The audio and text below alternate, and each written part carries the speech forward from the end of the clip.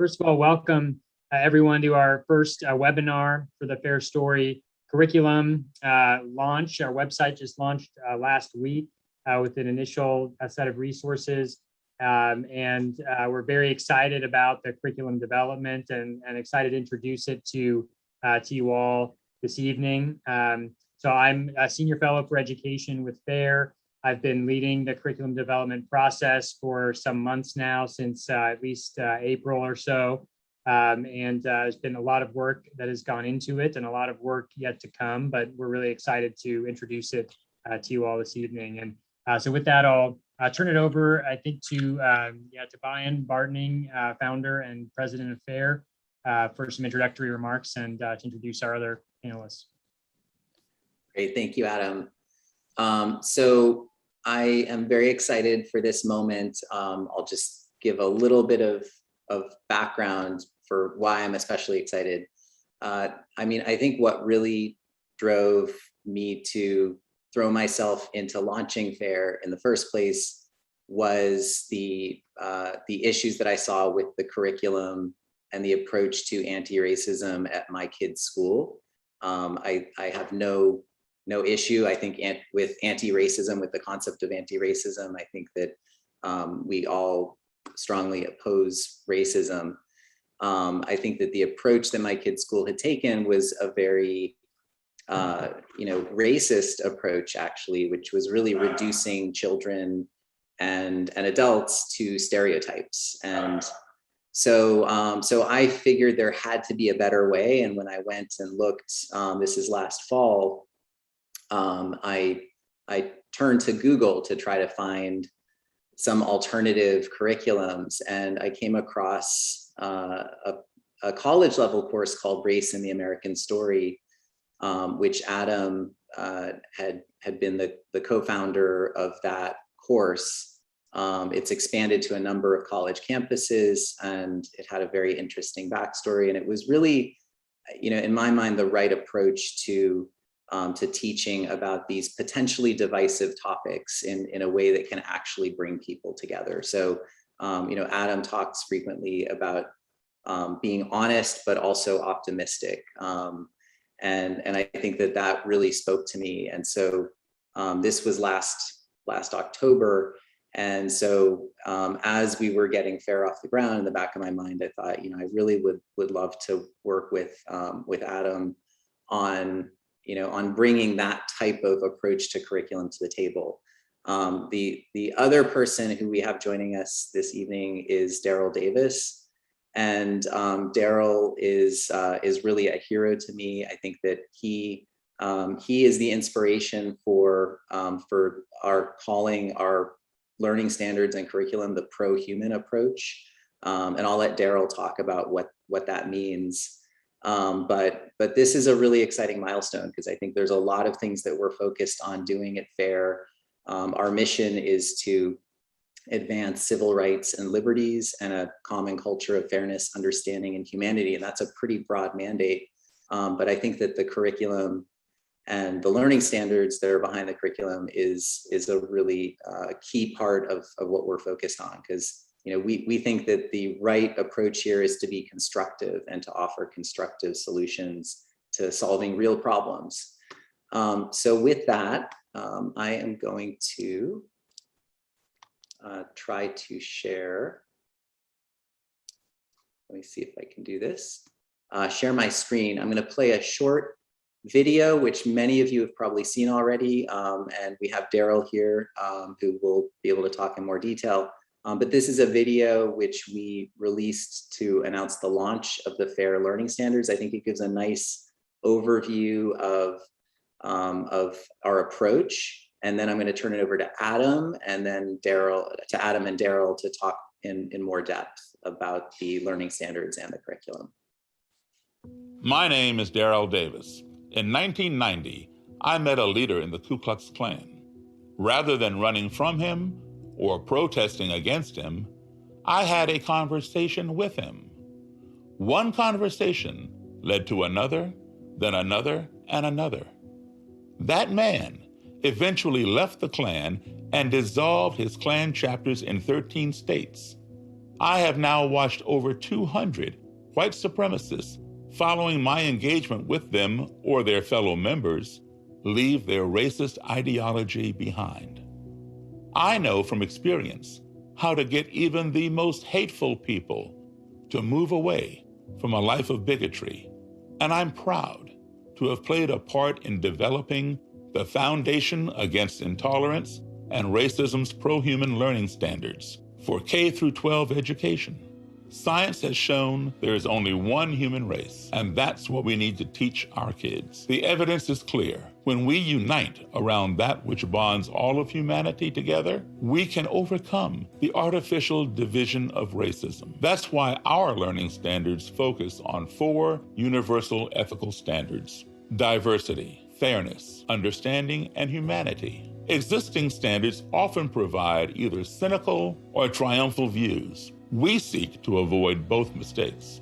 While acknowledging the injustices and failures of the American past, our standards emphasize constructive principles and honestly acknowledge historical successes that inspire optimism for the American future. By teaching diversity, students will learn to appreciate differing ideas, viewpoints, beliefs, and ways of being assets, understanding that diversity exists not just between demographic groups, but across them too. By teaching fairness, students will learn the value of the rule of law and challenge racist, bigoted, and discriminatory beliefs and practices. By teaching understanding, students will learn to think critically about their own opinions and to maintain an open-minded attitude, learning to productively engage with ideas, opinions, and arguments with which they may disagree. By teaching our common humanity, students will learn to treat everyone with compassion, respect, and empathy. Based on these learning standards, FAIR is also developing full lesson plans and curriculum, integrating fully animated and interactive video to engage learners. Our curriculum provides all the necessary elements to implement FAIR's learning standards from K through 12 in ethnic studies, history and social studies, and civics classes. We encourage students to think for themselves by engaging deeply with original sources, multiple perspectives, and opposing viewpoints. Join us in teaching America's next generation to build a more perfect union, one where we are joined with the bridges of conversation and understanding across all of our differences towards a better, brighter, pro-human future. Learn more at fairstory.org.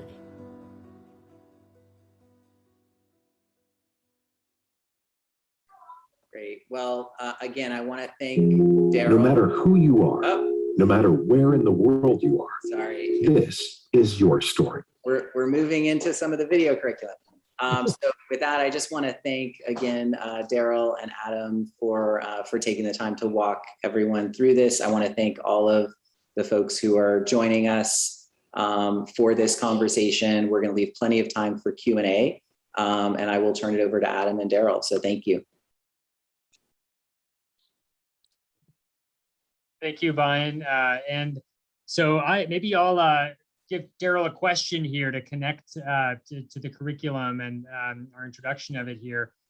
So yeah, Daryl, and thanks for making that wonderful video to introduce our curriculum to our audience. In what ways do you see the FAIR Story curriculum furthering the work that you have done personally in contributing to progress in American society on these really important issues? How do you see the curriculum contributing to that work? Well, I think, we've always needed a proactive curriculum, which we have been lacking a lot in our educational system, which is why I truly believe that we are experiencing a lot of racist, divisive, anti-Semitic happenings today. More and more, we're seeing it with young people. For the last few decades, we were of the mindset, okay, that was our grandparents, that was our great grandparents, then it was our grandparents, now it's our parents, and now it's us participating in this behavior.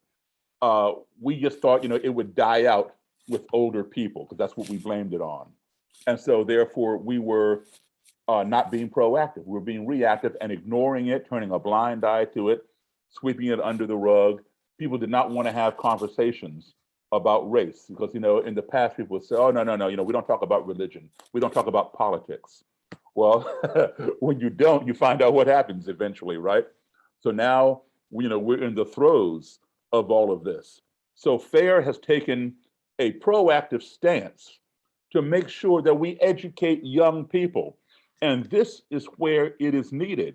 People don't discuss these things until, perhaps the college level. Well, I'm 63 years of age. And when I was in high school in the 1970s, I graduated high school in 1976 and graduated college in 1980. When I was in high school, and I live in Montgomery County, Maryland, which goes back and forth between Fairfax County, Virginia, as having the best school system in the country. And we did not learn in high school that we had internment camps in this country for Japanese Americans. That was not in our history books. And there were a lot of other things that were not in our history books either that I didn't find out until college. When I learned in college about these internment camps, I was incredulous. I could not believe, this can't be.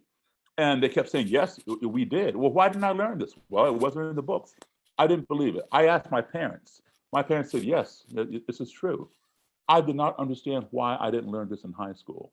Now, of course, today, it is in our textbooks in high schools. Our kids are learning about this. Just like 20 years ago, German kids in Germany did not learn about the Holocaust. Now they are, So it's just as bad to lie about our history as it is to omit our history. And that's why I'm so impressed and am happy to be a part of the Foundation Against Intolerance and Racism, FAIR, because they are taking a proactive stance to get this stuff taught. Don't wait until the college level when everybody has already formed their opinions, formed their minds. Let's teach it to young kids, K through 12. What is appropriate, but give them a better sense of humanity. The greatness of this country is based upon our common humanity. There is nothing wrong with diversity. There's nothing wrong with preserving one's own traditions and culture, et cetera. No one is saying we have to be a uniculture. Nothing wrong with multicultures and things like that and diversity. But the beauty of it is when all those diverse things come together and share with one another. And when we learn that as kids, K through 12, we have less problems when we get to college and when we become adults and negative and false ideas are solidified in our minds. Kids are sponges. They sponge information. They're ready to learn. And that's how they get shaped. So I am just totally thrilled to be a part of this organization, this foundation that is being proactive because kids are our future. I mean, that goes without saying. Long after we are gone, they're going to be the adults running this country. And just like our parents, made great strides to make our lives better for us than theirs were for them. Just like many people during the Holocaust, if they were able to escape, they came to another country, here to the United States, to make a better way for their future, for their kids, for their generations. My parents fought very hard, so I would not have to drink from a separate water fountain or ride in the back of the bus. Isn't it only fair for us to provide a better future for people, generations from now? Well, we start that by providing a better education for our children. And that is exactly what FAIR is all about. Thanks so much, Daryl. I think that was an excellent statement of what we're trying to accomplish with the curriculum. And I think you're absolutely right that we can't just put progress on autopilot, so to speak, and assume that progress will continue if we just leave it alone. We have to actively educate our young people in the right way to be able to further this common culture of understanding and humanity that FAIR stands for. So I think that's absolutely right. One question about just a follow-up for you about teaching students, young students, K to 12, about these, so to speak, hard histories, right? The difficult parts of our American past that we should be honest about in teaching our students. How would you describe, you said a little bit about this, but how would you describe the FAIR approach and what you think would be the right approach to teaching these difficult histories and difficult topics to students in these lower grade levels? The right approach and the best approach is always and will always be the honest approach. Okay? Everybody, every country has its skeletons. Every country has history, including ours, and and that history is divided into 4 sections: the good, the bad, the ugly, and the shameful. We all have those histories, and they all have to be shown. All cards must be turned face up on the table. And then we can analyze each part of those sections and find out what went wrong here. How can we avoid something like this repeating itself in the future? We must know where we've been, because that's why we're at where we are. So when we determine how we got there, that's when we can shape our future. Otherwise, if we don't know our past, we're going into our future blindly. So of course, you know, there's certain things that children of a certain age may not be able to comprehend because they haven't lived long enough to, you know, process certain things. So yeah, you know, we can tone things down a little bit, but we don't lie to them. We don't omit things, and we certainly don't erase and rewrite our history. Like I remember just about 3 or 4 years ago, the state of Texas had tried to remove the term slave and slavery from their textbooks for high schools. And they already had all the new books printed up. And they replaced slave with immigrant worker. You know, all slaves were now called immigrant workers. And, you know, it went to a firestorm, a lot of protests. They had to recall all those books and reprint them. So, you know, we're not going to whitewash our history. Let's be honest. Let's be truthful. So that's the best approach. You know, we've been lying to kids or omitting our history for so long. Why are so many people just now learning about the Tulsa race riots that happened in 1921?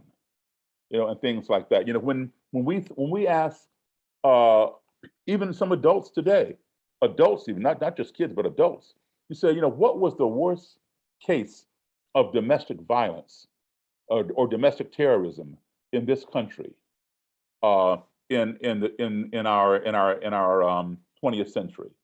A lot of people, or 21st century, people are going to say, oh, you know, the Oklahoma City bombing, in which 168 people were killed. And you say, well, what about the Tulsa race riot? Well, they never heard of it. Over 300 Black people were murdered in one weekend. You know, out of that 168 people in the Oklahoma City bombing, which of course was tragic, 168 people, the majority of them were white people. So why is it always that is being taught, but not other things? Because it's shameful. Why didn't we have the internment camps in our history books? Because it was shameful. Yes, we have made some mistakes, but in order to learn from our mistakes, we have to admit to them first. It's like an alcoholic. You know, you're not going to solve your drinking problem until you admit that you have one. And once you admit it, then it can be addressed, and then you have the support of other people and say, hey, you know, I'm with you. Let's work on this together, and we move forward. And that's what FAIR is all about. So that's why it's important to take this approach. Yeah, thanks, Daryl. Yeah, so I think that the relevance of history to the present, I think, is a key theme of the FAIR Story curriculum, and the relevance of an accurate history, a full accounting of history that includes both the difficult and tragic failures of American history, but that also includes attention to the resources and principles, perhaps, that we can draw on, and the progress that has been made and how it has been made in the American past that we can draw on to build a better future together. And I think the last point that you mentioned about having conversations and moving forward based on understanding across different differences, which your personal work has exemplified so powerfully, that I think that that's a really crucial part of how our curriculum tries to do that, tries to look at the relevance of history through the lenses of humanity and understanding, which makes it useful for us today to build a better future together. So yeah, thank you. That was very helpful. Well, you hit the key point, to build a better future together. That's the key point right there. You said it, you nailed it. Together. And in order to do something together, we have to understand one another. Exactly. Right. Exactly.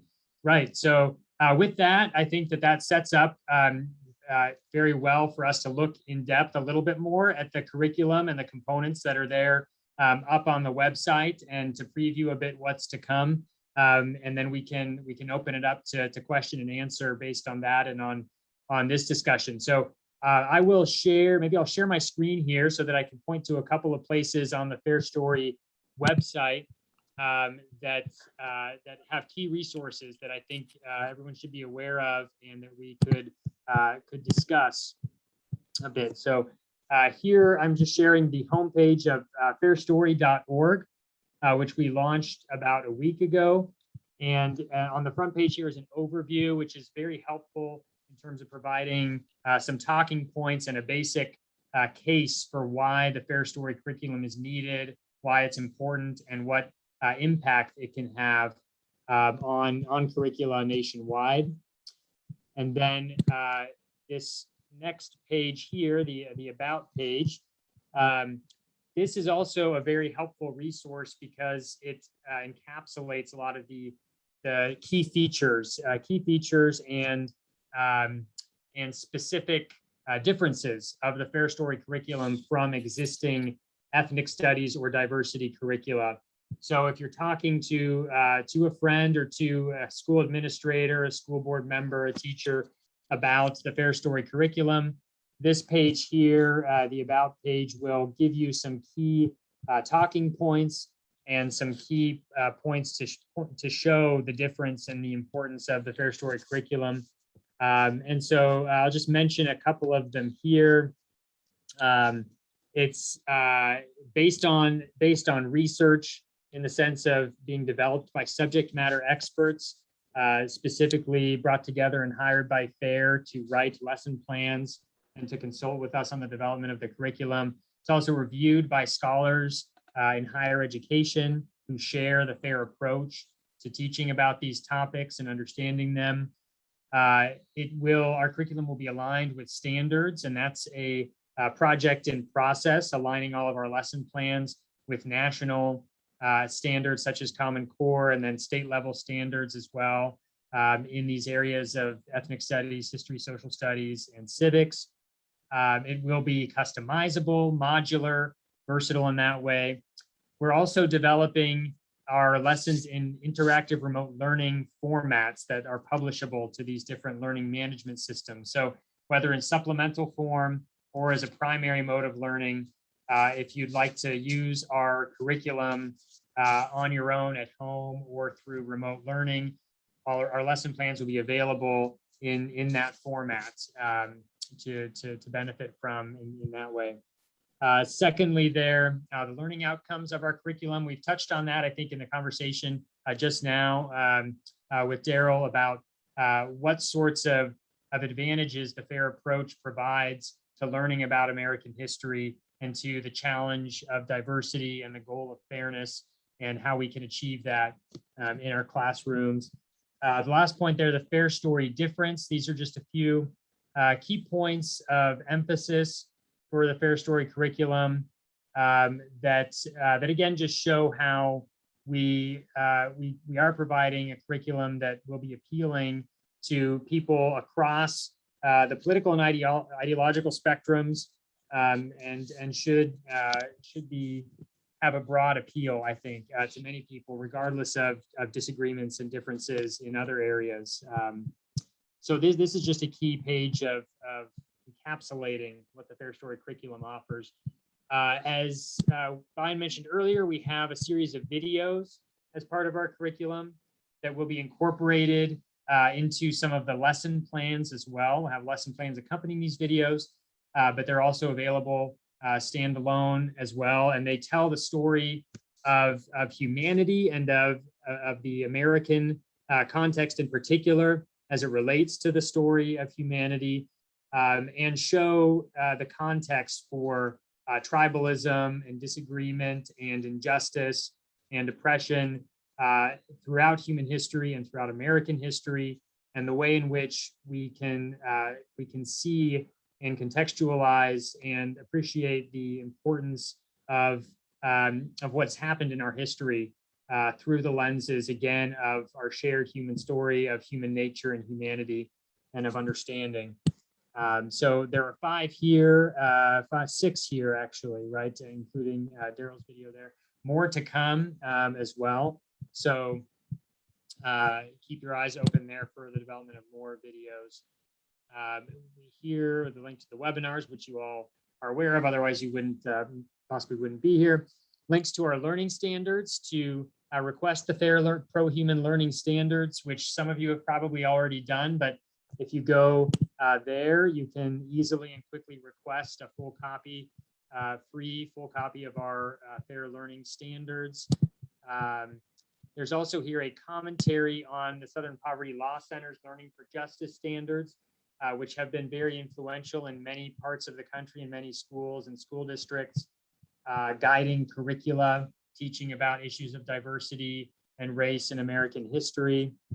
And here we provide an introductory commentary on those standards of the Southern Poverty Law Center.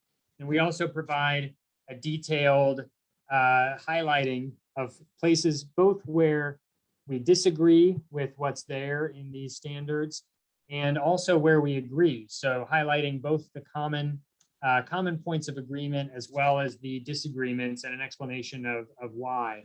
So I'd encourage you to take a look at that as well. And this can be a resource too in comparing the Fair Story curriculum and our approach to the Southern Poverty Law Center, Southern Poverty Law Center's approach, and other similar approaches that are different from ours. And then lastly here, we have a web page of lesson plans, and this will continue to be built out, and lesson plans will be linked to these titles and to more that will be added to these lists. There are a few that are linked right now, but more will be added. We will have 40 or 50 lesson plans linked in the coming few weeks.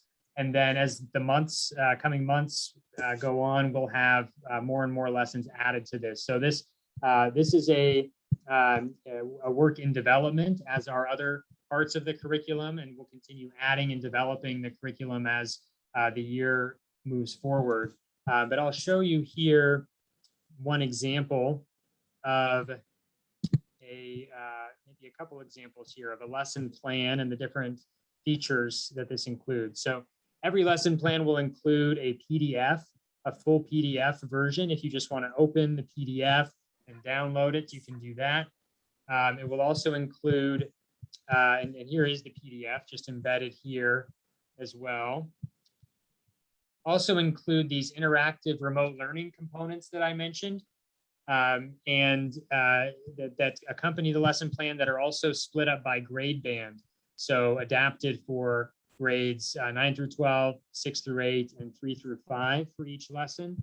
And here's an example, some examples of the activities that are a part of those interactive remote learning lesson components.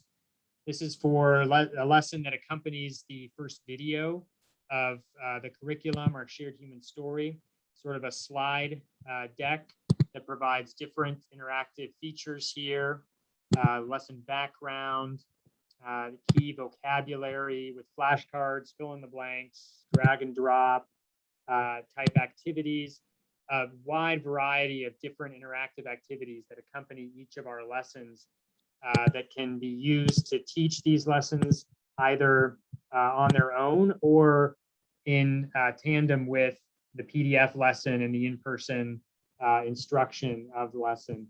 We also have interactive videos, another example of the kinds of activities that are available, where you can play a video. No matter who you are. And periodically during the video, a question will pop up that's the the student or learner can survived. attempt to answer. Today, there is And I'll just show only you one here human race. how that looks. Question pops up, or sometimes you click on something and the question just pops right up, and then you answer the question, and you can move on or answer incorrectly, and it can go back to the point in the video where that question was addressed. So, so really cool features of this interactive remote components to the curriculum. All of our lessons we plan to build out in this format, to have available in this format, and also as downloadable PDFs. And I'll take a quick look at another lesson here just to give you an example. So this is a lesson plan relating to a heritage wall in Norwalk, Connecticut, meaning of diversity in an American town. And all of our lessons will look somewhat like this in terms of the format. They're very, provide a variety of different assessments and different activities for learners with different abilities and preferences, and to provide a full range of learning this content, discussion questions, essays, reflections, and variety of other kinds of activities. A point of view assignment here, which is really interesting and aligns with FAIR's principle of understanding, where students look at two different statements of a point of view that oppose each other or disagree with each other, and the students are asked to assess those different points of view, discuss them as a way of clarifying their own views as well, and understanding alternative viewpoints. And so this helps with teaching civil dialogue, teaching understanding, open-mindedness, and all of those things that are necessary to build a culture of humanity and to achieve the goal of fairness. Also, extension activities are available for most of these lessons. Projects as well are associated, culminating projects with many of the lessons. So these are just a couple of examples. As I said, many more to come soon that just need to be uploaded here. All of them will be available for free. So we're not charging anyone for any of these lessons or for the video component of the curriculum. Everything that's here on the website is freely available to you as educators and to parents as well. But you can just use anything from here that you'd like to incorporate into your curriculum. Many more aspects of our curriculum development process are also coming soon in the future, including courses that are built, example courses built from our lesson plans that can be implemented as standalone courses. Other components, including resources for networks of schools that follow the FAIR approach to learning and teaching about these topics. So to help provide more support for teachers in through their school and through their administration for teaching using the FAIR approach. We also are beginning to develop teacher professional development workshops, and we will be implementing the first of those next month with many more to come. So if you're interested in that, please do let us know, reach out, talk to your school administration about the possibility of hosting us for one of those professional development sessions, workshops. So that's very exciting. And generally, we just hope to be a support for you as educators, as teachers in teaching these topics which need to be taught, and these histories and stories which need to be taught to our students and taught, as Daryl says, accurately and honestly, but that also need to be taught in a way that prepares students to improve their culture through understanding and together with others who might not look like them or might disagree with them on various things, but with whom they can dialogue and who they can understand and appreciate as human beings. That's what we need to be preparing our students for. So we really just want to be a support and a resource for all of you, and to offer resources that help you do that. So we're open to ongoing feedback and suggestions for things that can help you do that. And with that, perhaps I will open the floor here to questions. I failed to remind you, but you should put questions in the Q&A or in the chat that you might have, and I will take a look at them. And Gavin, who's helping us out with the curating of the questions, will take a look at them, and we'll address as many of them as we are able to in the time we have left. Yep, and we have 3 right now, so people want to Great. ask more. I mean, no pressure, do what you guys want, but feel free to ask more questions. We would love to answer whatever, no matter how small. We'd love to help you guys out. Great, yeah, thanks. And so do add those questions. I see, I'll start addressing a couple of them here. And of course, Daryl as well, if you want to speak to some of these questions, feel free to jump in. Question from Tammy, the cost. So yeah, as I mentioned, it's free. So we are not charging for the curriculum. And is it aligned to state standards? That is something that is a forthcoming. So a next step in the process here, the curriculum development process, is aligning to state standards. As you know, that's could be a potentially big project, but it's one that we know we should and will undertake to make the curriculum as accessible as possible, as useful as possible, readily useful to teachers across the country. So that is in the plans. What grade bands is the curriculum available for? K through 12. So our curriculum is K through 12. We haven't gone into the pre-K area yet with this explicitly. That's something that may come at some time in the future. I do think that's very important. But of course, there are such important differences once you get down to pre-K that we haven't done that yet. But K through 12, we aim to tackle in the early time of the curriculum. And we do differentiate by grade band. Tammy, to your question there, in our lessons, all of our lessons we aim to have available for the different grade bands, K to 2, 3 to 5, 6 to 8, and 9 to 12. That's how we've been conceiving these grade bands separately. So we do want to adapt what we have for each of those. Let's see, looking through the questions here. So distinguishing the FAIR curriculum from the 1776 curriculum, Anne's question, that's a very good question. So the FAIR curriculum is certainly different in ways from all other existing curricula that are out there. We also have some commonalities with many curricula that are out there right now. One of those is certainly the 1776 curriculum, which, as I understand it, aims to highlight and celebrate the contributions of African Americans to the American story over the course of our history. We will have lessons that will aim to do that, and it's possible too that we will develop certain cross-listed or partnered lessons with other organizations at some point in the future. We're not doing that yet.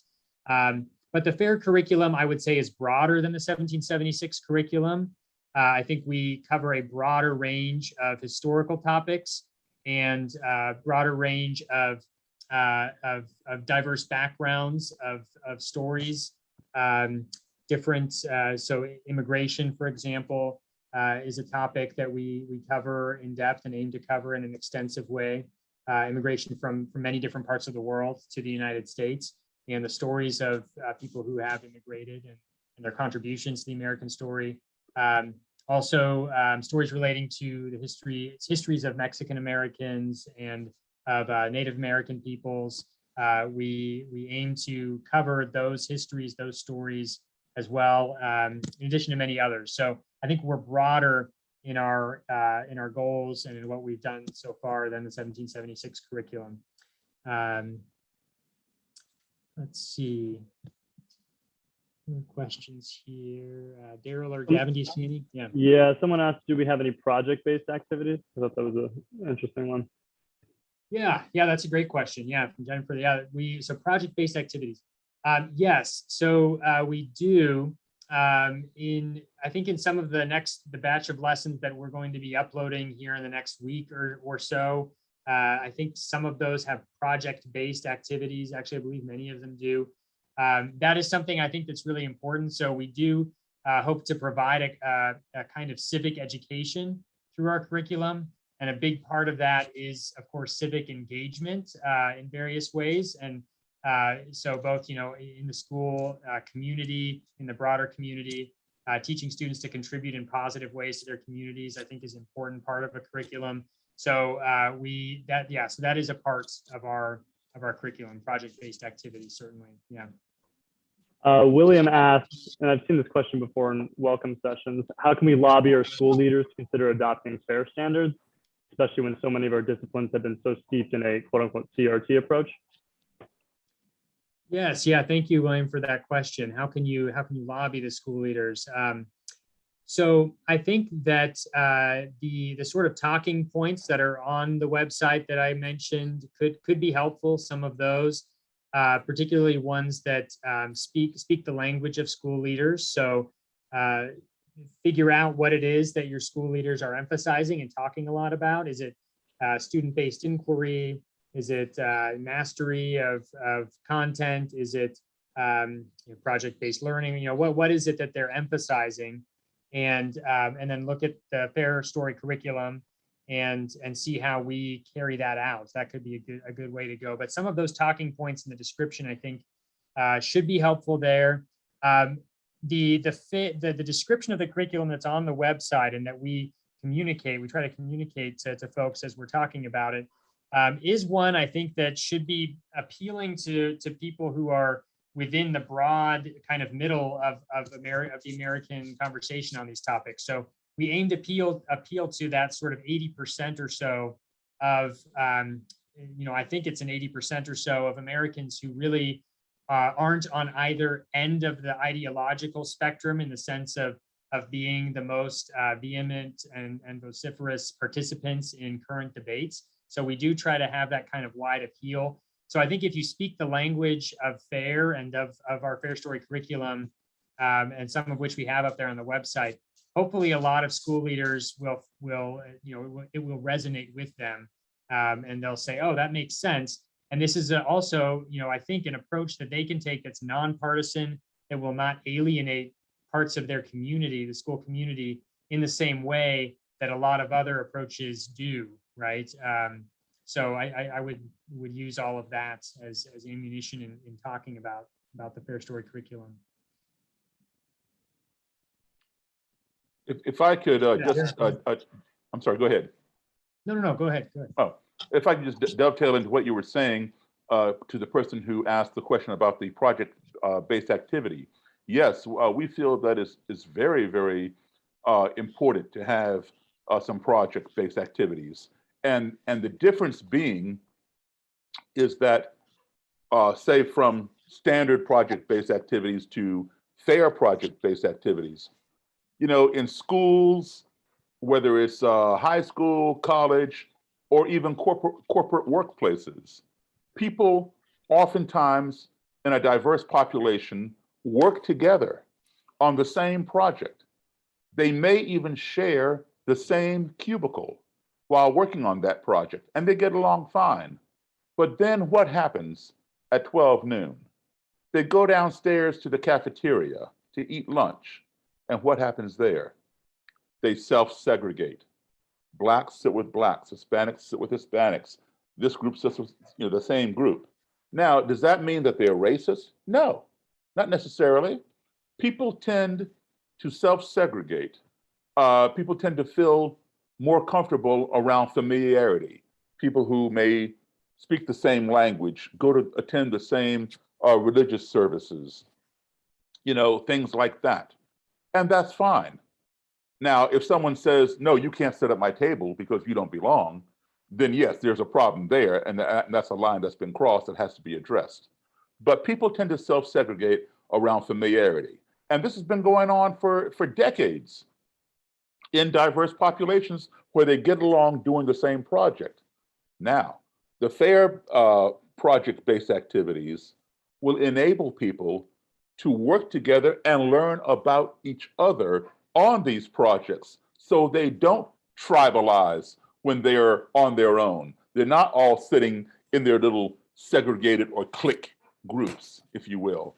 And that's a difference that I think will make a massive difference on society.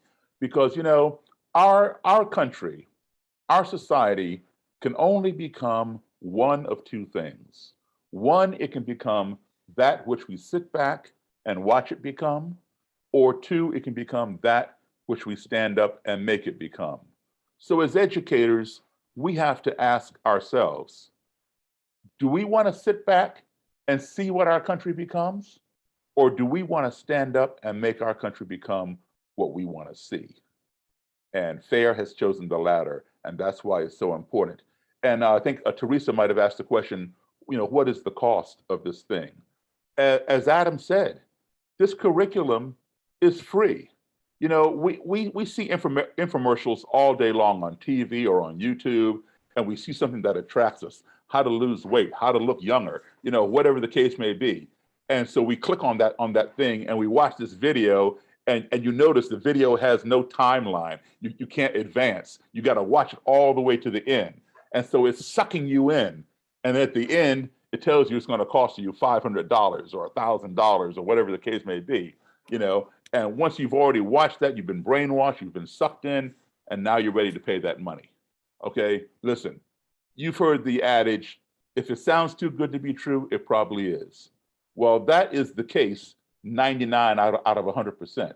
But FAIR is that 1% where it's not the case. When we say something is free, it is free, folks. You have nothing to lose. Yes, this is an infomercial to promote the FAIR K through 12 curriculum, but we're telling you up front, we're not sucking you in for an hour and then you say, oh, by the way, this costs X amount of dollars. No, Adam has told you up front, this thing is free. You have nothing to lose. Believe us, you have nothing to lose by giving it a try. There's no free trial where it saves your credit card. Exactly. It tries to underhandedly take it from you.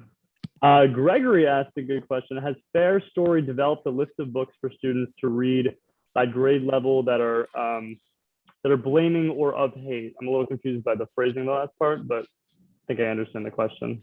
Do you feel like you can answer that, Adam?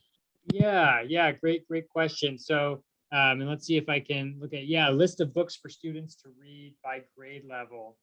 And so I'm not sure, Gregory, you may be referring to, perhaps a list of books not to read, I suppose, but I'm not sure if that's what you're referring to, but in terms of a list of books for students to read by grade level, I think, so our lesson plans certainly include as sources and resources within them a lot of readings and books and parts of books for students to read as part of those lesson plans. So of course they're embedded within the lessons, but I think, Gregory, that's a great idea of something to do, to have a book list that are FAIR recommended or that are in line with the FAIR approach by grade level or by grade band for students to read, and perhaps also for sort of extracurricular reading, right? So reading that students might not be doing as part of a course, but or in class, but that they can do on their own. I think that's a great idea. That's something that certainly will mark down as something to develop in the future, a book list for students. I think that's a great idea. In terms of the other kind of list, I'm not sure if we would put that kind of list out, if I understood that correctly, a list of books not to read. I think what it's more likely we'll do is a list of books to read. I think that would be really helpful. So thank you for that.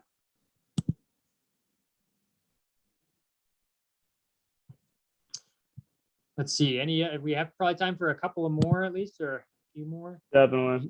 We have 5 more, so I think Anne asked, are you reaching out to the teachers union your curriculum? Yes, good question. The teachers unions. So we have not yet, to my knowledge, reached out directly to teachers unions themselves. Certainly many of the teachers that we've interacted with and have been connected with, members of teachers unions, but we haven't yet reached out to the unions. That's something that I imagine should be a part of our dissemination strategy, which we are building as we speak. So certainly, if you was it Anne who asked that question. If you have suggestions about this and would like to help us with that in any way, please do reach out by email. Let us know, because that's certainly something that I think would be helpful to us. But no, we have not yet engaged in direct contact with teachers' unions, as far as I am thinking right now.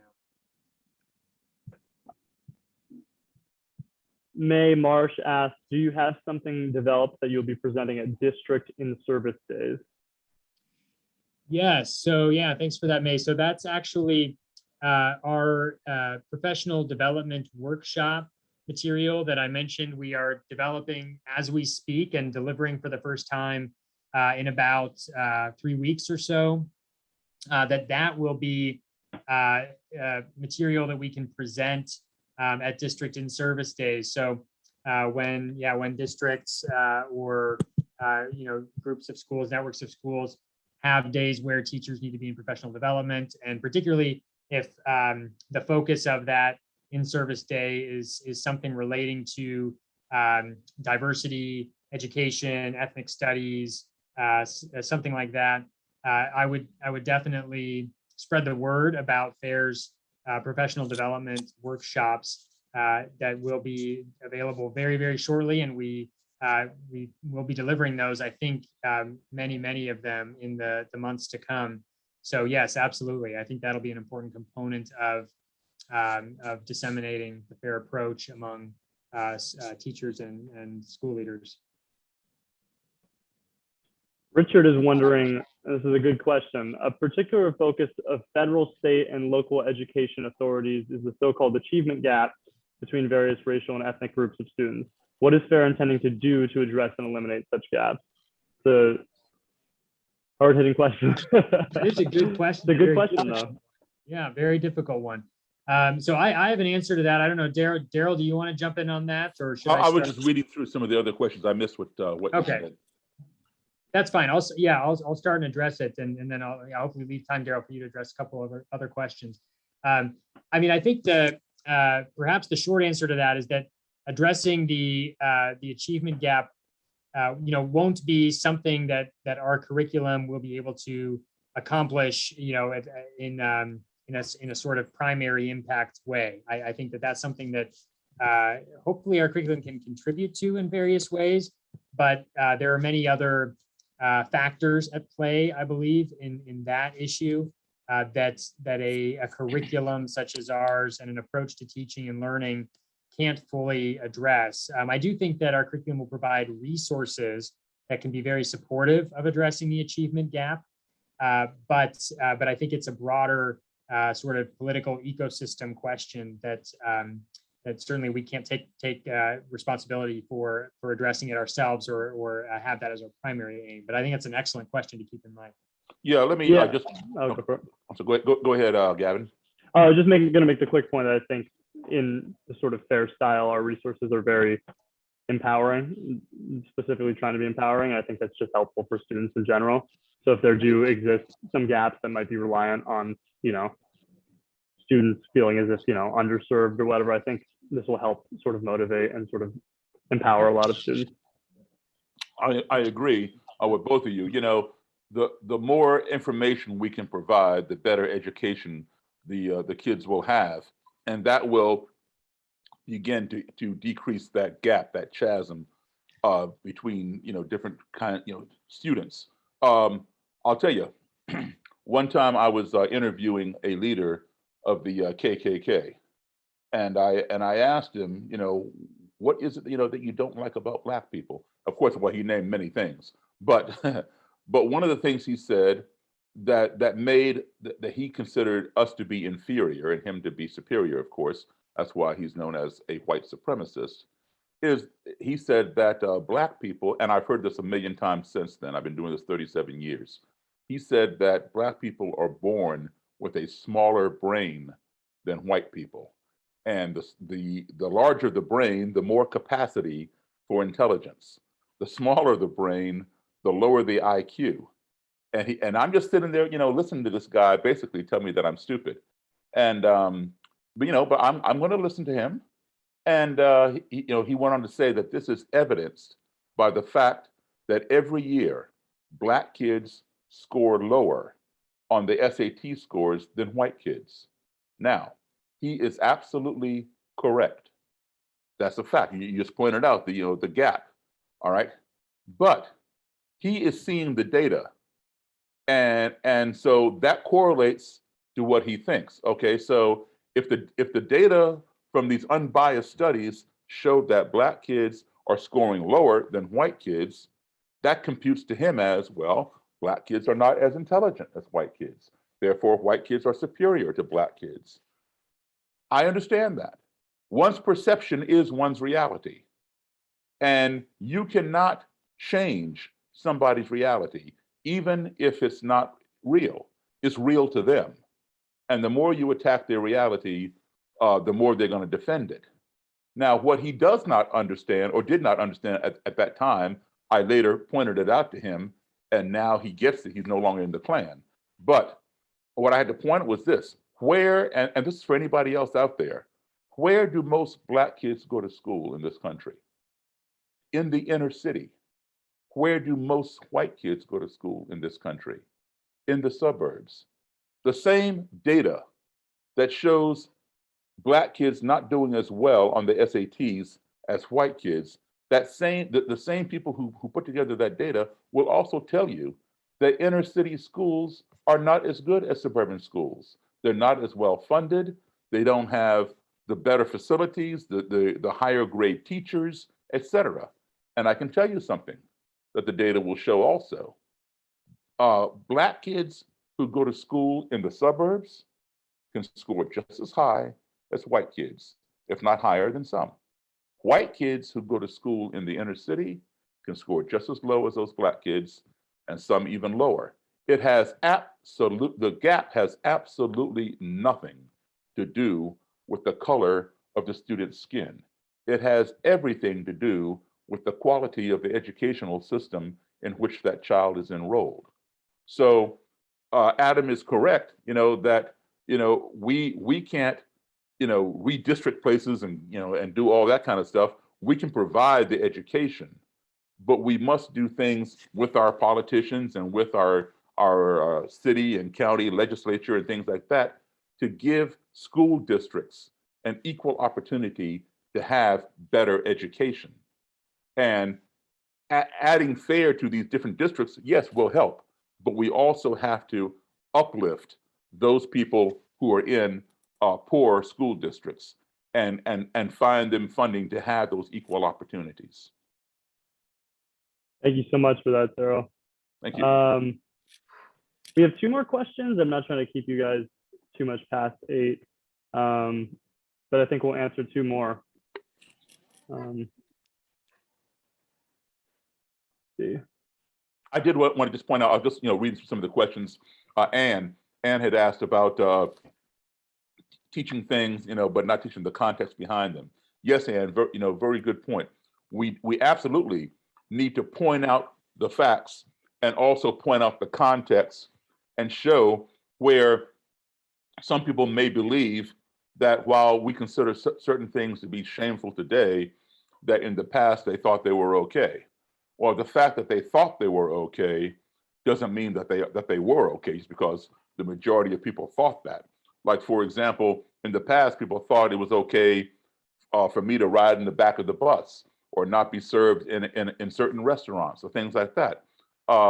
Because they thought it was okay back then doesn't mean that it was. Even though it was the law back then that we had to ride in the back of the bus. When Rosa Parks refused to give up her seat on the bus, she was arrested because it was the law. The police had the right to arrest her and make her a criminal, and she had an arrest record. It didn't mean it was right. So yes, we must point out the context and explain why it was not right. It wasn't right then, and it's certainly not right today. So this is part of the FAIR curriculum to show the context and show why it wasn't right and show how we can do better together, collectively, as we move forward into future generations. Thank you very much, Anne, for that comment and question. Definitely. I think Adam had to drop off. I think he said he had a fire alarm in his school. So I think topic was getting too hot, man. yeah. That's exactly right. So I guess I would encourage anybody who has remaining questions. There's 3 more. Sorry we couldn't get to it, but even if your question wasn't in the queue, I encourage you to email me at gavin.kuhn@fairforall.org. Any remaining questions, I will put you in contact with someone who can answer it to their best ability. Thank you guys so much. Thank you for coming, Daryl. Appreciate having you. Thank you. Of course. Yeah, no problem. All right, bye guys. Thank you.